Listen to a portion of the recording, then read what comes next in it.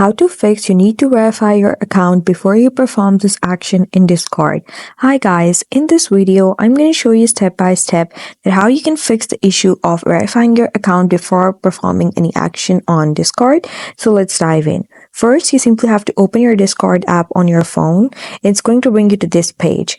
On this page, you simply have to click U icon on the bottom right corner. It's going to bring you to your profile page.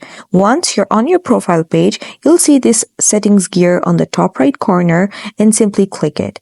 And once you do so, it's going to bring you to this menu. In this menu, simply choose account. And then you'll be able to see this email option over here. I have already verified my account, but if you need to verify, you simply have to click this email option and enter an email and then click send verification code. Once you do so, just go to your Gmail account. It's going to bring you to your Gmail account. Once you're on your Gmail account, you simply have to just enter the code that Discord has sent you. And then once you enter it over here, you'll be able to verify your account. And once you have verified your account, you'll be able to fix the issue of verifying your account before performing any action. And that's how you do it.